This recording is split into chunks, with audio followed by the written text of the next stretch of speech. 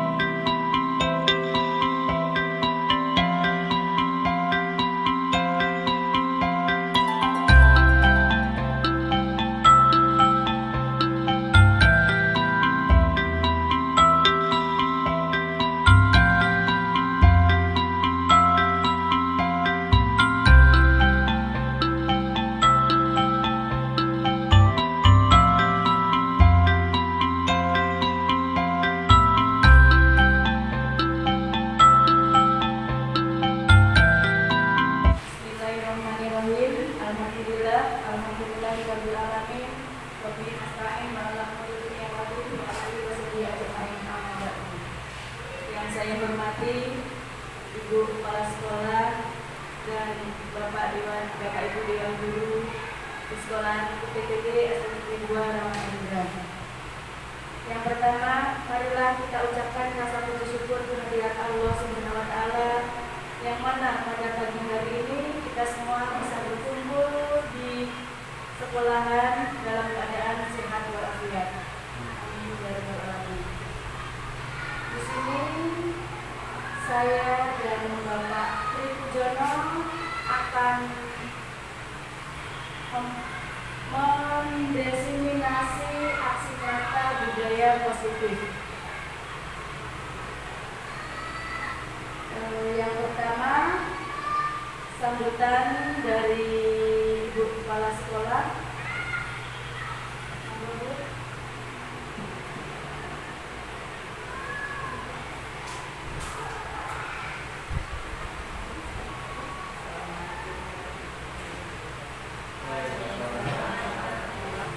Yang telah memberi kesempatan pada saya untuk menyampaikan sambutan ya pada hari ini.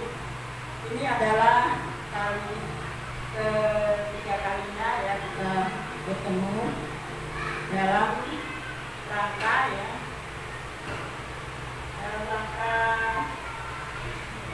diseminasi dari guru TGP di UPTG SMP 2 Rawamangun.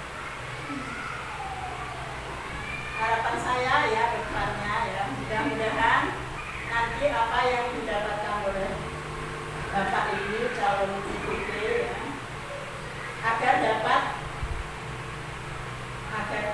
dioptimalkan ya di sekolah, dan agar dapat diterapkan dan dapat disampaikan kepada teman-teman ya, agar mereka bisa menginspirasi ya, agar mereka bisa menginspirasi dari Bapak Ibu CPT.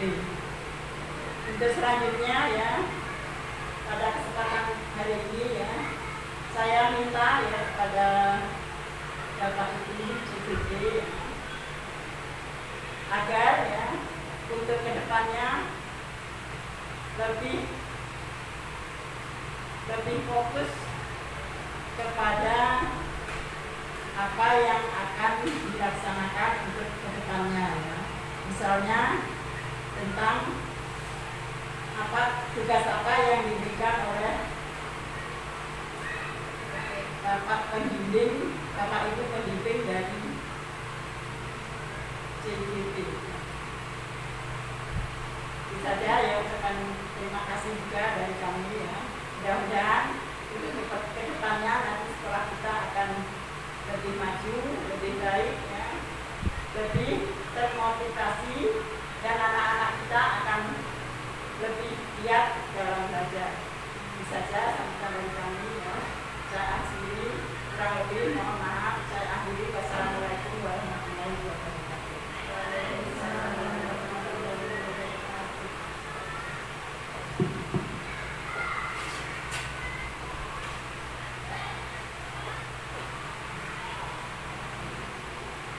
Baik, terima kasih sambutan oleh Ibu Kepala Sekolah. Selanjutnya, sebelum pembukaan desiminasi, mari kita ice breaking terlebih dahulu, Bapak Ibu. Monggo berdiri, Bu, Pak, Bu.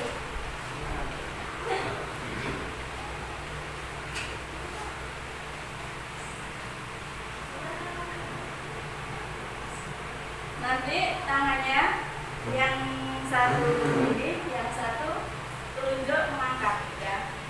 Nanti jika saya mengucap tangkap Eli, maka tangan yang sebelahnya harus tangkap. Ya, tangkap tangan yang sebelahnya. Bapak Arif tangkap telunjuknya Bu Siti ya.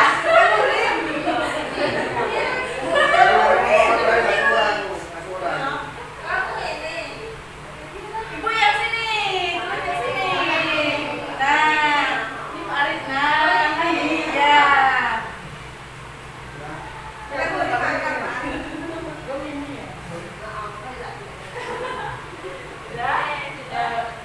Pada suatu hari di sebuah desa ada seorang anak kembar 3,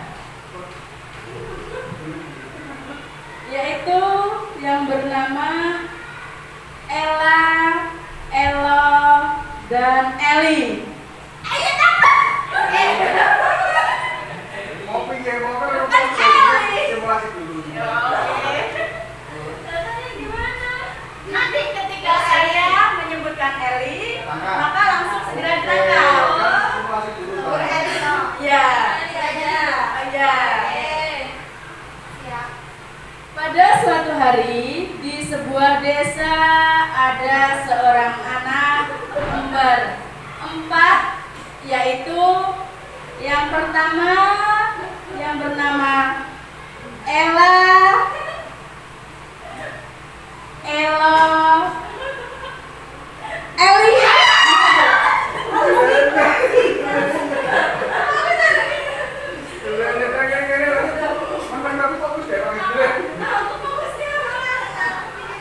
Dan Elo.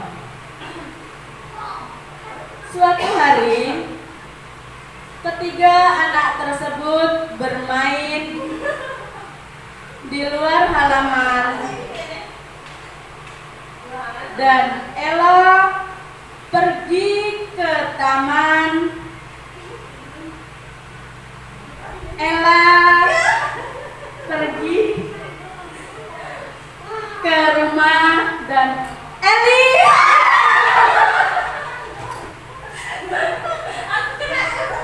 Oke, udah baik, terima kasih Bapak Ibu.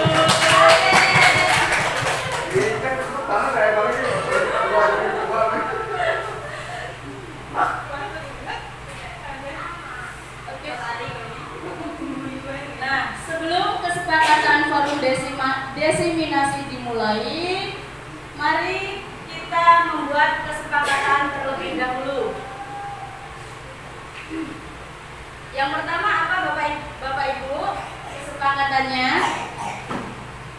menghargai siapapun, menjadi pendengar yang baik. Selanjutnya apa? Kesepakatan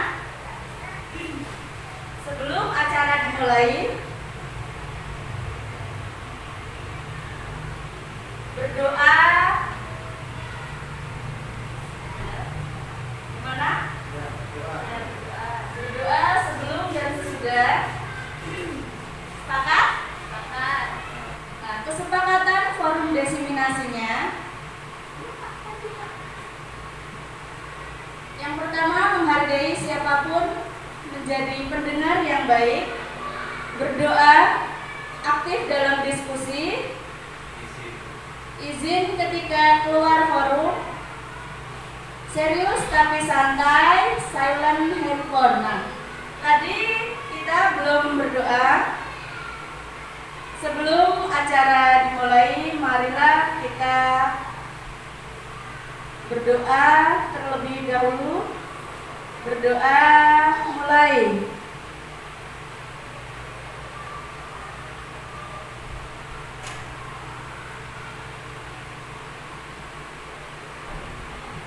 berdoa selesai. Selanjutnya yaitu saya, Bapak Ibu guru mungkin sudah sangat paham sekali, yaitu Nur Intan Sukma Devi Soleha, calon guru penggerak angkatan 11 dari UPTD SD Negeri 2 Raman Endra, Kabupaten Lampung Timur. Nah, desiminasi ini ada 6 materi, yaitu yang pertama tentang disiplin positif, kedua motivasi perilaku manusia, dan ketiga keyakinan sekolah atau kelas, keempat kebutuhan dasar manusia, kelima posisi kontrol restitusi, keenam segitiga restitusi. Nah, dari 6 materi ini akan dibagi dua, yaitu saya dengan Bapak Tri Pujono. Saya sendiri akan menyampaikan materi tentang disiplin positif, motivasi perilaku manusia, keyakinan sekolah atau kelas, dan selanjutnya disampaikan oleh Bapak Tri Pujono. Seorang guru yang baik harus memiliki kemampuan dalam mewujudkan budaya positif di sekolah. Budaya positif tersebut dapat dijalankan dengan menerapkan konsep-konsep dari ke-6 materi tersebut. Selanjutnya materinya yaitu akan disampaikan oleh Bapak Tri Pujono. Silakan Bapak.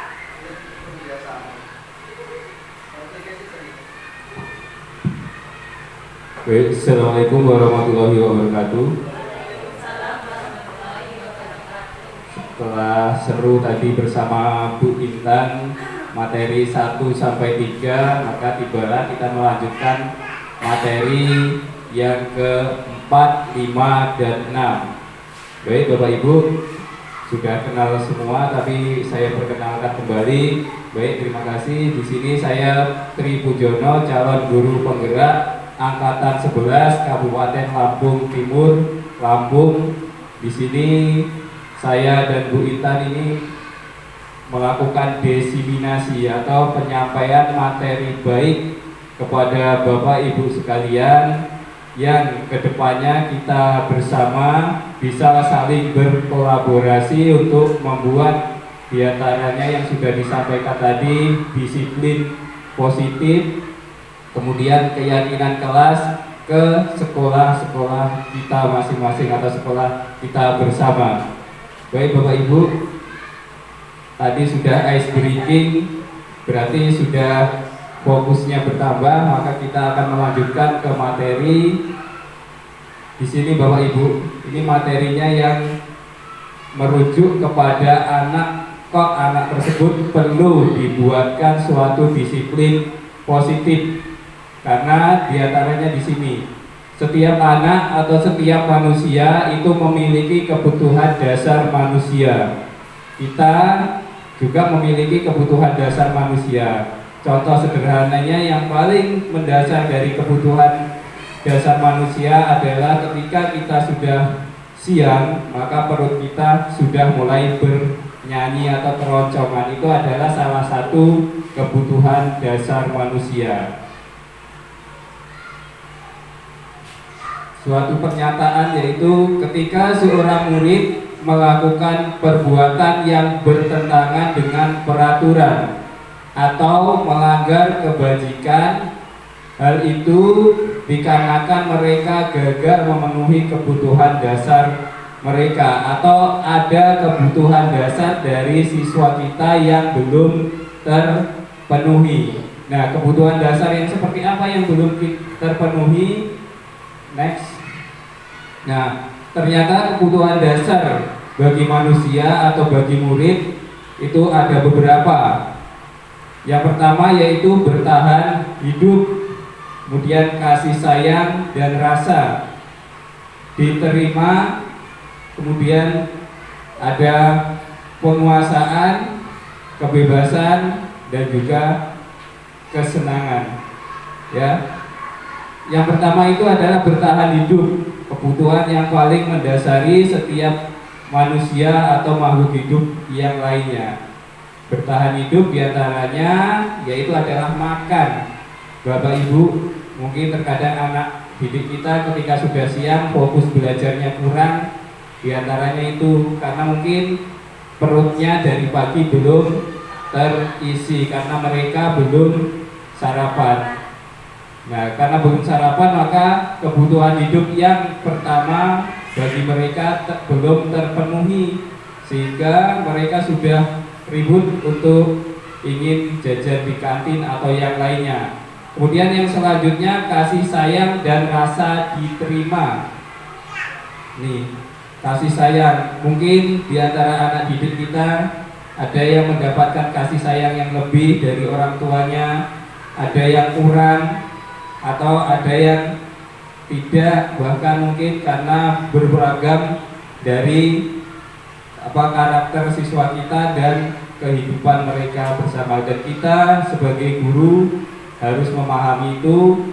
Maka melalui diseminasi ini kita juga sedikit banyak akan menambahkan ilmu bahwa mereka juga memiliki kebutuhan-kebutuhan yang mungkin belum terpenuhi sepenuhnya.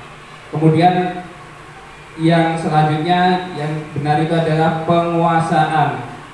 Anak-anak didik kita khususnya SD ini jiwanya meronta-ronta karena memang belajar. Mereka ingin berkuasa atau memiliki penguasaan. Kemudian ada kebebasan, mereka ingin bebas.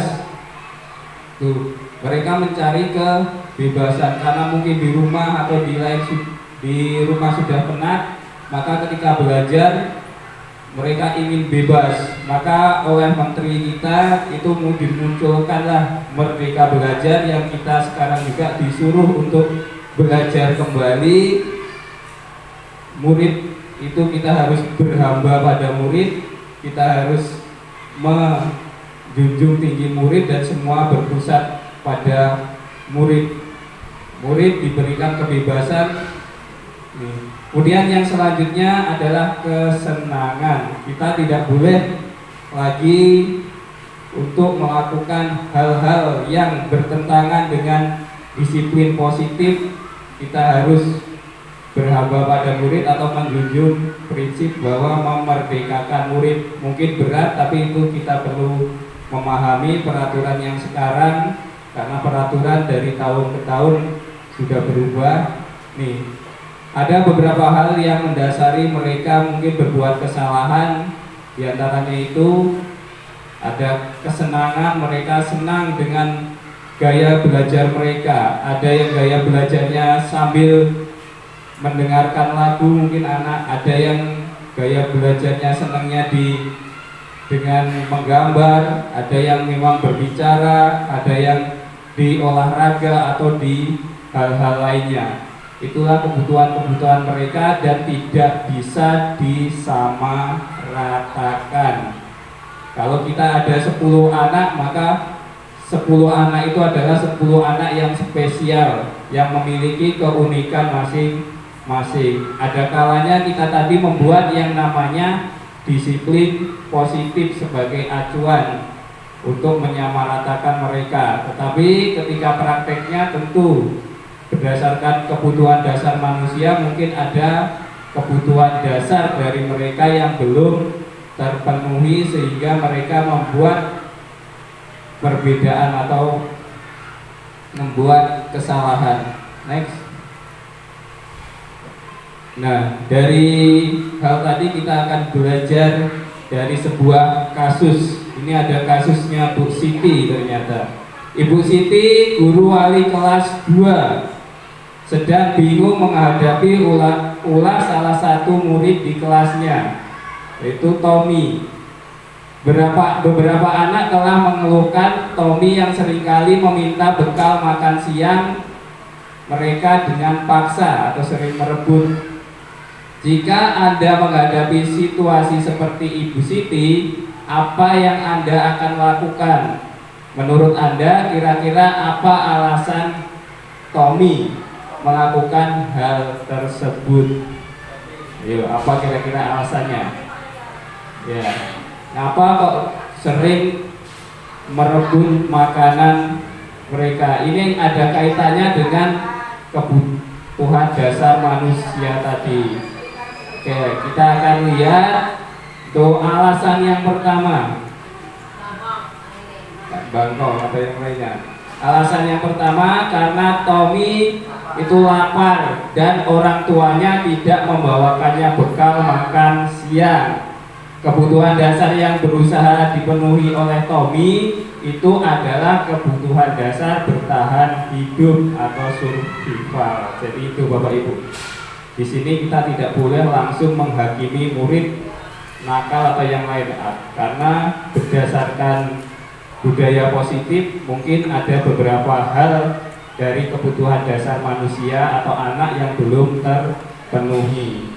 Alasan yang kedua yaitu karena dia merasa senang temannya jadi memperhatikan dia. Ketika temannya melaporkan tindakannya itu pada gurunya dan gurunya memberitahukan orang tuanya, sehingga orang tuanya jadi memperhatikan dia, maka kebutuhan dasar yang sedang dipenuhi Tommy adalah kebutuhan akan kasih sayang dan rasa diterima. Jadi itu beberapa alasannya. Ingin mendapatkan perhatian.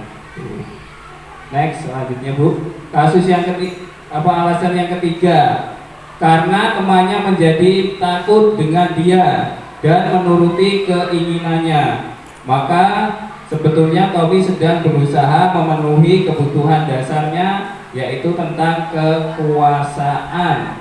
Nih, next. Kemudian yang keempat, karena dia merasa bosan dengan bekal makanan yang dibawakan oleh ibunya dari rumah, karena ibunya selalu membawakan bekal yang sama.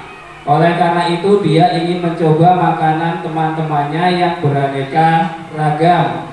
Maka Tommy sedang berusaha memenuhi kebutuhannya akan kebebasan, jikui jajannya dari teman-temannya, karena ingin memakan makanan yang berbeda. Maka itu dia akan merasa bebas. Next. Itu alasan yang kelima, karena ia melakukannya karena iseng saja dan ia menikmati ekspresi wajah teman-temannya yang kesal karena diambil makanannya, dan menurut dia ekspresi teman-temannya itu lucu. Maka berarti Tommy sedang berusaha memenuhi kebutuhannya akan kesenangannya atau jahil. Teman-temannya susah atau yang lain, dia merasa justru senang karena jahil. Nah itu, jadi itulah 5 kebutuhan dasar manusia yang harus kita pahami. Jadi mungkin anak-anak kita sering melakukan karena ada beberapa alasan tertentu. Nah kemudian dari beberapa kasus itu kita harus memposisikan diri kita sebagai guru. Itu diantaranya ada posisi kontrol restitusi atau posisi seorang guru ketika menghadapi anak-anak didik kita yang keluar dari keyakinan kelas. Next.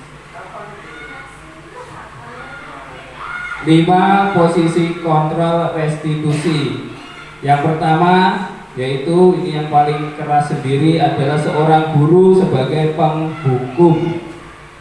Kemudian yang kedua, guru sebagai pembuat rasa bersalah atau merasa bersalah.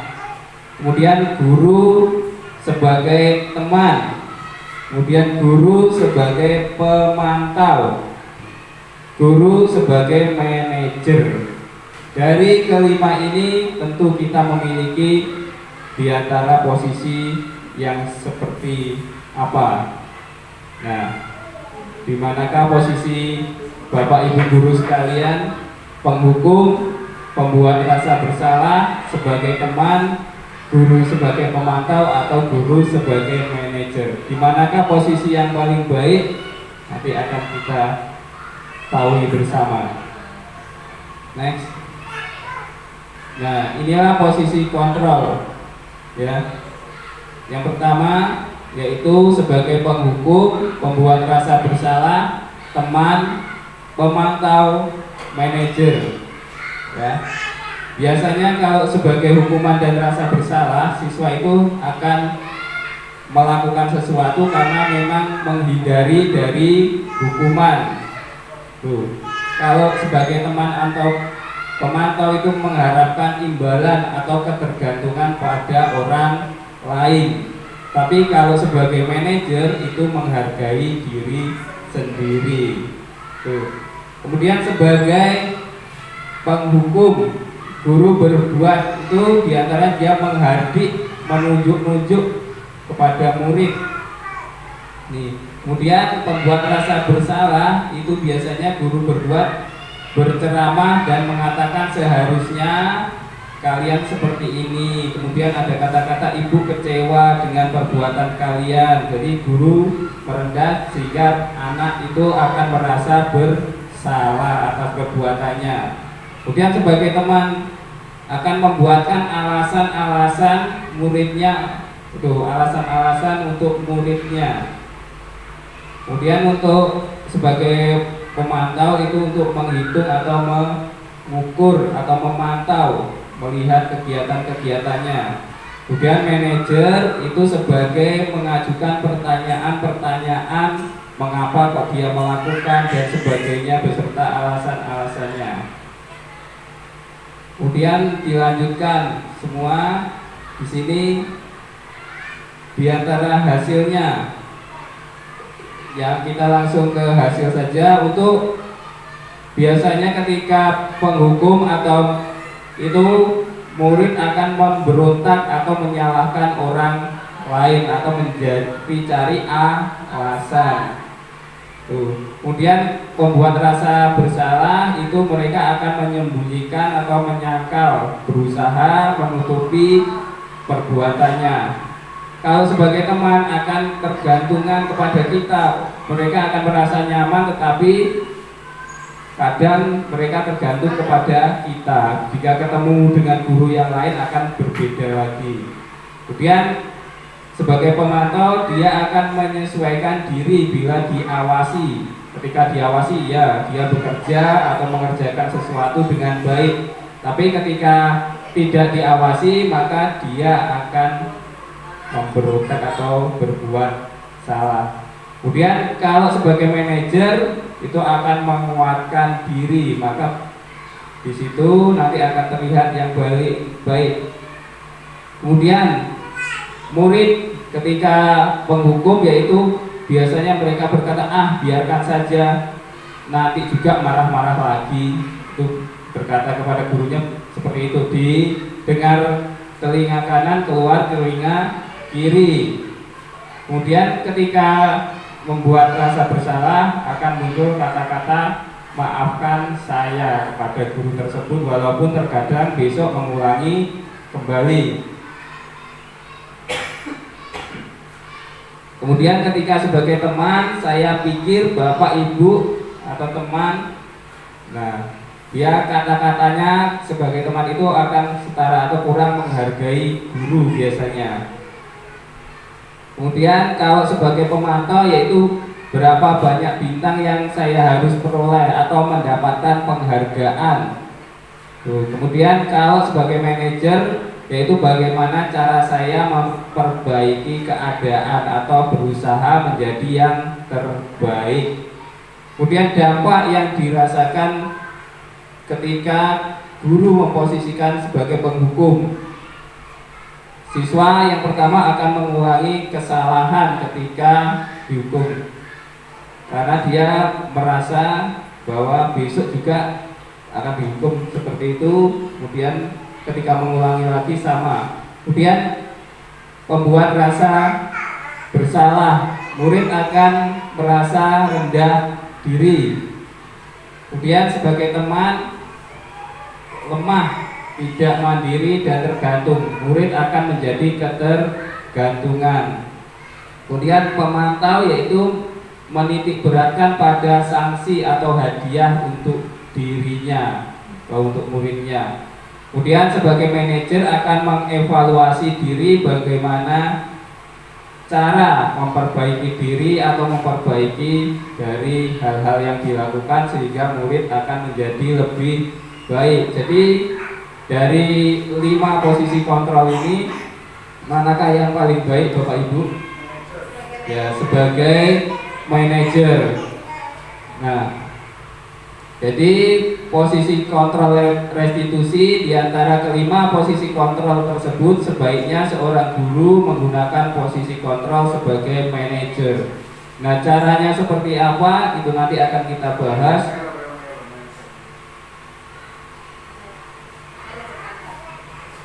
Nah, posisi kontrol restitusi sebagai manajer, guru dapat berbuat sesuatu bersama murid, mempersilahkan murid bertanggung jawab dan mendukung murid agar dapat menemukan solusi atas permasalahannya untuk memperbaiki dari kesalahan yang telah dilakukan oleh murid tersebut. Next. Kemudian posisi kontrol restitusi. Selain itu, posisi manajer mengacu pada restitusi yang dapat menjadikan murid sebagai manajer bagi dirinya sendiri, sehingga dapat tercipta identitas positif pada diri murid, karena murid akan bertanggung jawab atas berbagai hal yang harus dikerjakan. Nah, penyelesaian terhadap suatu masalah ketika murid tidak melakukan keyakinan kelas atau ketika murid melanggar dari keyakinan kelas, diantaranya yaitu kita sebagai guru harus menerapkan tahap yang terakhir, yaitu segitiga restitusi. Ini yang mungkin berat karena kita harus meluangkan waktu dan melakukan hal-hal yang mengacu pada segitiga restitusi. Tahapan segitiga restitusi itu ada 3. Yang pertama yaitu adalah validasi tindakan yang salah atau mencari titik kesalahan siswa. Kemudian yang kedua, yang pertama adalah menstabilkan identitas atau menanyakan identitas siswa. Kemudian validasi tindakan yang salah atau mencari apa yang kesalahan yang dilakukan siswa. Dan yang terakhir adalah menanyakan keyakinan apa yang sudah mereka langgar atau mereka hindari, sehingga mereka harus mencari solusinya atau memecahkan solusi permasalahan terhadap segitiga restitusi. Jadi siswanya yang berusaha mencari perbaikan. Yang pertama yaitu menstabilkan identitas, dilakukan berdasarkan prinsip bahwa membuat kesalahan adalah bagian dari proses pembelajaran yang nantinya akan bergeser identitas gagal ke arah identitas sukses. Dari siswa yang gagal menjadi siswa yang sukses. Mereka yang sering melakukan kesalahan dicari alasan-alasannya sehingga mereka nanti akan mengintrospeksi diri mereka menjadi lebih baik. Next. Kemudian yang selanjutnya ada menstabilkan identitas. Berbuat salah itu hal yang manusiawi, tidak ada manusia yang sempurna. Kita pasti bisa menyelesaikan permasalahan ini. Kemudian Bapak Ibu tidak tertarik untuk mencari tahu siapa yang salah atau siapa yang benar. Kemudian Bapak Ibu lebih tertarik untuk menyelesaikan masalah. Kemudian kalau kamu menyalahkan dirimu sendiri terus-menerus, apakah kamu bersikap baik pada dirimu sendiri? Nah, inilah kata-kata yang digunakan untuk menstabilkan identitas siswa. Dari yang tadinya mereka kita panggil adalah siswa yang gagal dan merasa bersalah, kita bangun motivasinya melalui kalimat-kalimat tersebut. Distabilkan identitasnya sehingga mereka merasa menjadi lebih termotivasi untuk memperbaiki kesalahannya. Next.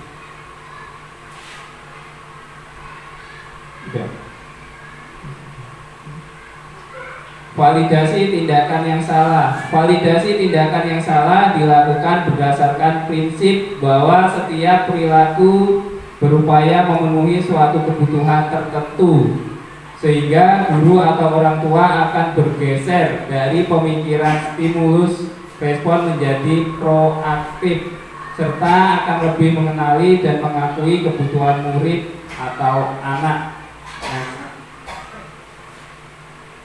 Dan validasi tindakan yang salah, ada beberapa kata yang bisa digunakan, yaitu kamu pasti punya alasan mengapa melakukannya, kemudian apa yang penting bagi kamu, kemudian kamu boleh tetap berusaha menjaga sikap itu, tapi tambahkan sikap yang lain yang baru. Kemudian maukah kamu belajar cara lain untuk mendapat yang kamu butuhkan tanpa harus memukul. Ini beberapa validasi tindakan yang salah untuk mencari penyelesaian. Dia menanyakan keyakinan atau tahapan yang terakhir. Menanyakan keyakinan dilakukan dengan memberi pertanyaan-pertanyaan bermakna kepada murid atau anak untuk memunculkan motivasi secara intrinsik sehingga mampu mengaitkan keyakinan dengan tindakan yang salah. Dari tindakan yang salah dimunculkan motivasinya sehingga akan menjadi solusi apa yang dapat dilakukan oleh siswa, mulai dari meminta maaf kalau mereka memukul teman atau yang lain, kalau mereka melanggar keyakinannya dengan membuang sampah, maka mereka langsung memperbaikinya dengan kembali membersihkan sampah yang mereka buang. Dan menanyakan keyakinan, apa nilai yang kita percayai di sekolah kita, kemudian nilai apa yang telah kita sepakati. Nah, kelas yang ideal itu seperti apa sih? Nah, kamu ingin menjadi anak seperti apa? Dan apa yang kamu rasakan? Kemudian ketika kamu melakukan itu, kamu menjadi orang yang seperti apa? Itu beberapa hal yang harus dimunculkan ketika menanyakan keyakinan kelas. Nah, itu tadi materi dari kami atau dari kami berdua, dari Bu Intan dan saya, dari mulai yang awal yaitu disiplin positif, motivasi perilaku manusia, kemudian keyakinan sekolah atau kelas, kemudian kebutuhan dasar manusia, posisi kontrol restitusi, dan segitiga restitusi. Ada 6 materi yang sudah kami sampaikan.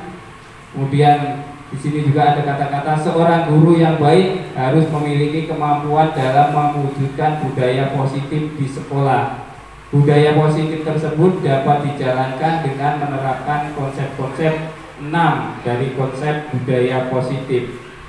Saya ataupun Bu Intan itu tidak mungkin bisa melakukan hal tersebut secara sendiri-sendiri. Maka apa yang sudah saya dapatkan atau ilmu yang kami dapatkan harus kami diseminasikan ke sekolah atau kami sampaikan ke sekolah. Dengan tujuan apa? Dengan tujuan Bapak Ibu sekalian, bukan hanya kami berdua, mengetahui apa itu disiplin positif yang digembar-gemborkan oleh menteri kita sekarang.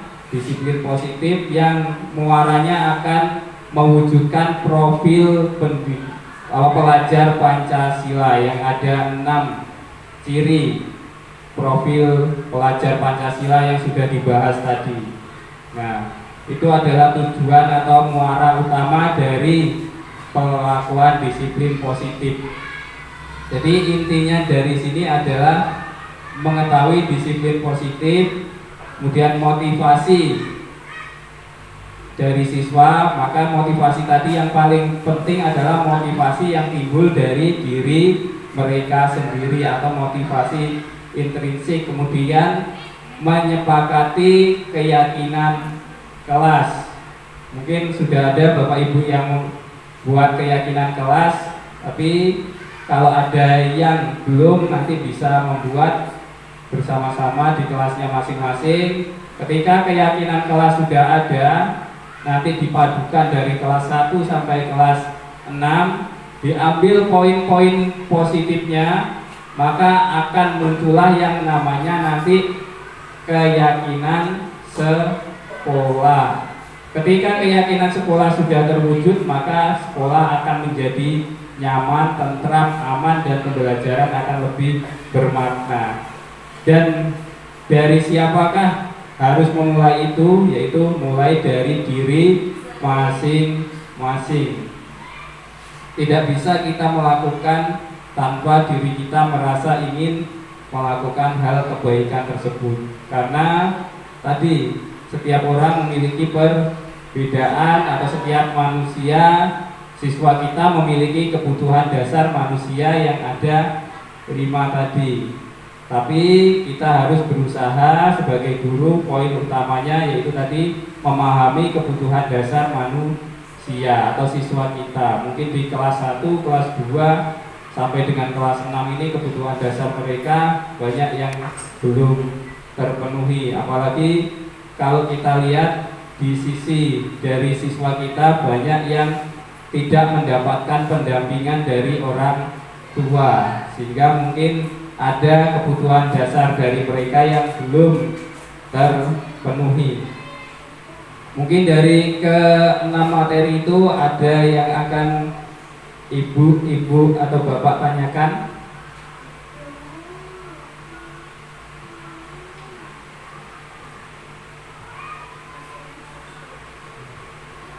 Monggo. Cukup, tidak ada yang ditanyakan, berarti sudah jelas. Kalau semuanya sudah jelas, maka saya ingin mendapatkan kejelasan tersebut dengan menuliskan poin apa yang sudah didapatkan tadi, sehingga Bapak Ibu mendapatkan poin yang bisa diambil dari materi pertama sampai dengan materi ke-6.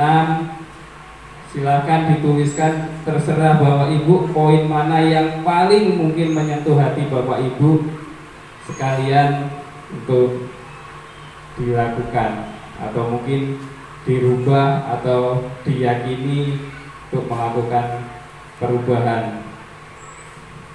Tentunya poin-poin yang positif yang bisa membangun kelas kita ataupun sekolah kita.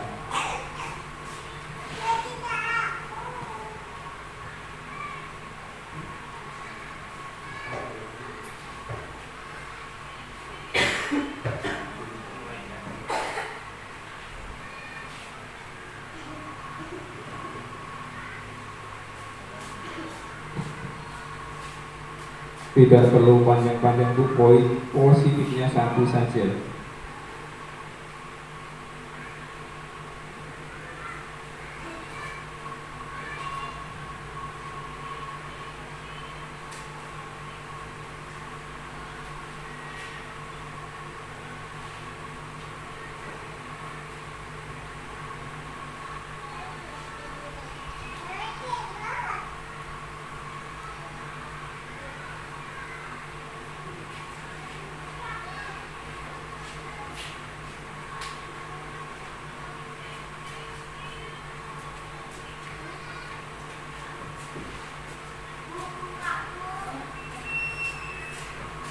Sudah Bapak Ibu?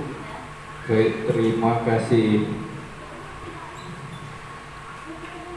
Seorang guru yang baik harus memiliki kemampuan dalam mewujudkan budaya positif di sekolah. Contohnya guru di dalam kelas, di dalam sekolah berperan sebagai manajer. Sangat bagus sekali, semoga bisa mewujudkannya sehingga pembelajarannya akan lebih baik. Siapa lagi yang sudah?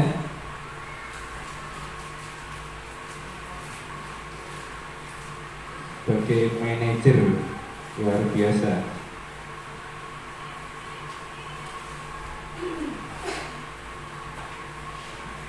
Selanjutnya, disiplin positif sangat berpengaruh pada guru dan murid untuk lebih baik lagi dalam perkembangan sekolah. Baik, terima kasih. Ini sebuah masukan bagi kita semua agar kedepannya kita harus membuat penerapan atau keyakinan sekolah sehingga disiplin positif dapat terwujudkan.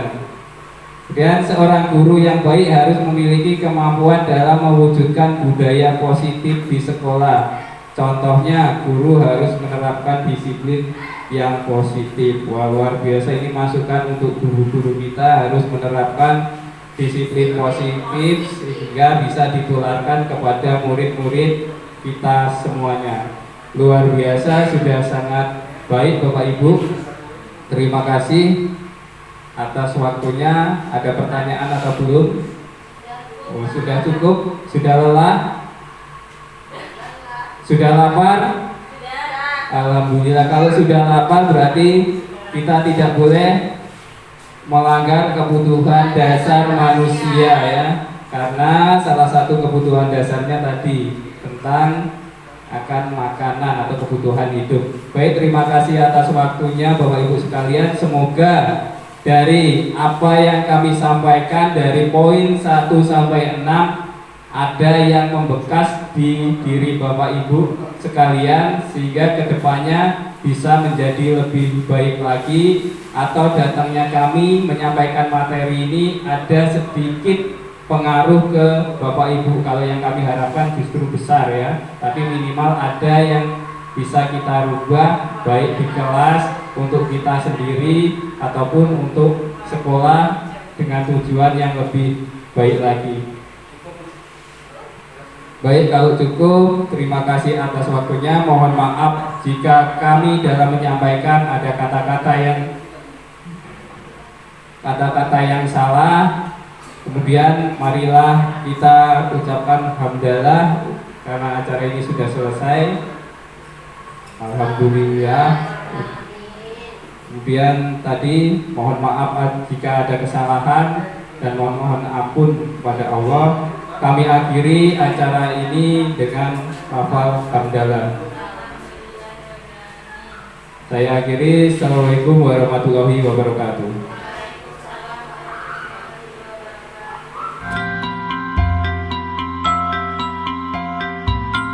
Ya, Bapak Wali, Assalamualaikum warahmatullahi wabarakatuh. Waalaikumsalam warahmatullahi wabarakatuh. Tadi udah doa, sekarang duduknya rapi berdasarkan kelompok, nggak tengok sana tengok sini. Kemudian mengawali pembelajaran kita, silahkan kalian tepuk semangat seperti kemarin. Tepuk semangat, 1, 2, 3.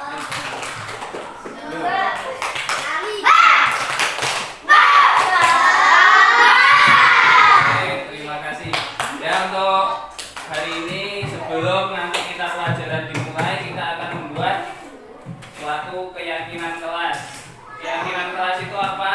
Keyakinan kelas itu beberapa kata yang akan menjadi keyakinan kita semua, yang harus kalian yakini. Nanti kalau tidak kalian yakini, maka nanti kalian akan yang namanya melanggar keyakinan kelas atau tidak sesuai dengan keyakinan kelas. Contoh, kalau sementara ini kita sering yang kita dengar adalah peraturan.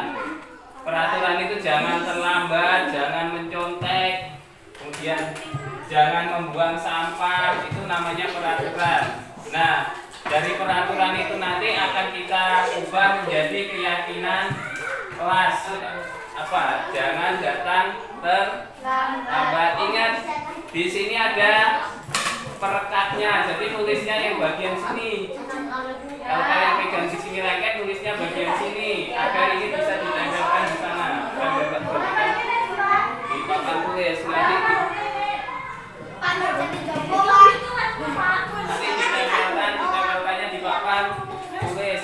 Dan silakan kalian tulis sebuah peraturan yang ada di sekolah. Misalnya tadi jangan terlambat, jangan makan misalnya satu anak satu. Kemudian jangan membuat ribut di kelas, misalnya jangan membuang sampah sembarangan. Satu saja. Menurutmu yang mana? Usahakan jangan sama dengan teman sekelompoknya.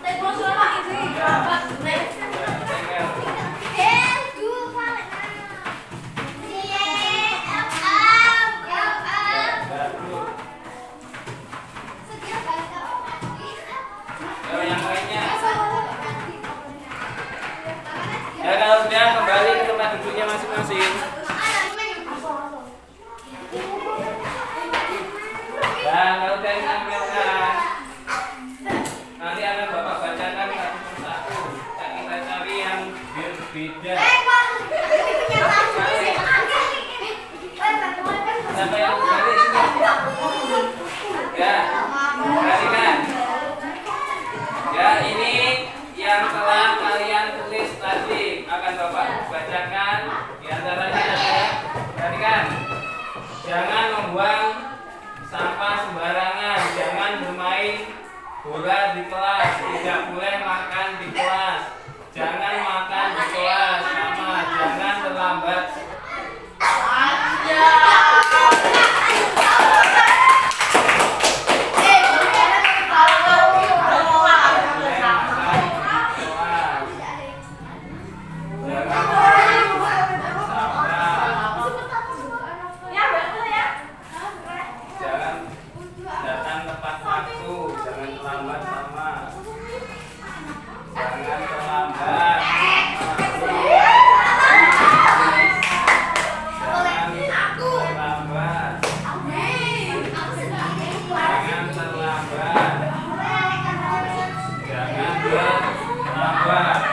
Tadi yang paling pertama adalah di sini apa? Diubah menjadi keyakinan kelas. Keyakinan kelas itu merupakan kata-kata positif. Kalau jangan terlambat berarti kata-kata positifnya apa? Datang sekolah tepat. Nah, jadi di sini datang sekolah tepat waktu. Kemudian di sini ada lagi, jangan bermain di kelas. Tapi apa kata positifnya? Apa? Kalau tidak boleh bermain di kelas berarti apa? Kalimat positifnya apa? Berarti kalau tidak boleh bermain di kelas ada berarti apa? Bermain di luar kelas berarti apa? Aktif di kelas. Aktif itu bukan bermain ya, bisa aktif. Kemudian kalau bermain di kelas berarti tidak menghargai teman atau guru. Berarti di sini yang selanjutnya adalah menghargai. Baik orang lain.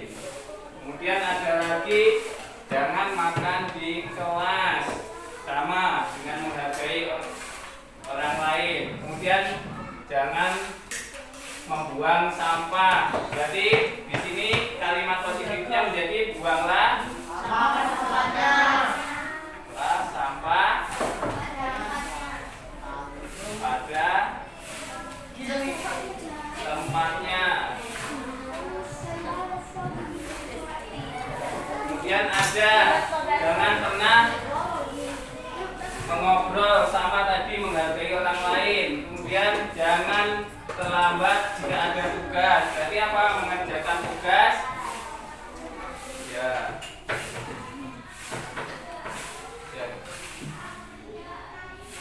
Dan tugas tepat waktu. Kemudian tidak boleh keluar dari lingkungan sekolah. Berarti apa? Keluar sholat harus meminta izin. Meminta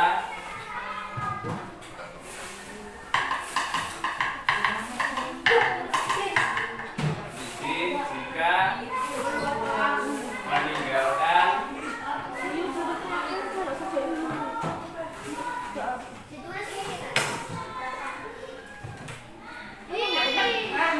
satu, dua, tiga, empat, lima. Kemudian yang satu, dua, tiga, empat, lima. Yang keenam ditambahin lagi, aktif dalam